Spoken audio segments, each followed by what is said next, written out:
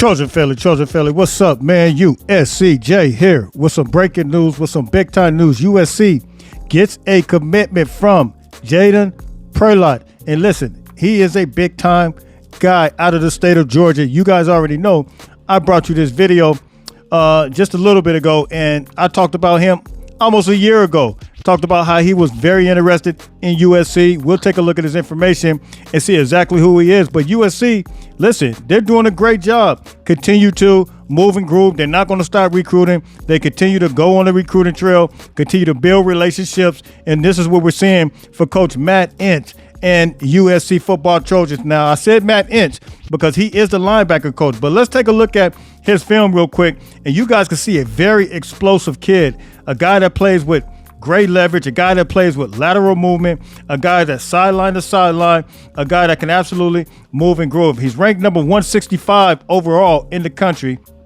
He's ranked the number 20 linebacker in the country. He's ranked number 21 player in the state of Georgia. Listen, USC, Eric Henderson, all of these guys, Sean Newell, Matt Inch, these guys, they've had success in the state of Georgia. And you guys know I told you that Georgia is right there behind Texas, California, Florida, the big three. Georgia is emerging as one of those areas that produce good football players. And so when you're talking about him, you're talking about a guy that has a skill set to play the inside linebacker. He's going to project out to be that type of guy, tailor-made for the next level with plenty of versatility. When you're talking about this kid, standing at 6'3", 210 pounds, this guy's absolutely moving and grooving. So you guys can tell me what you guys think. One of the things, the key points, the key factors that you got to have exceptional mobility, the lateral movement when you're talking about the linebacker play. And even when you watch him in the 7-on-7, he's absolutely phenomenal. And this is the video I did actually from a year ago, just showing that he was sparking interest in the USC football Trojans.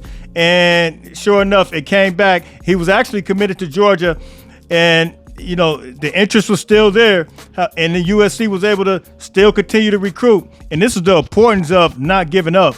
Listen, you got to continue to move and groove on the recruiting trail, because look, man, at the end of the day, it's recruiting. So I'm very, very high on this kid. Like I said, 6'3", 210 pounds.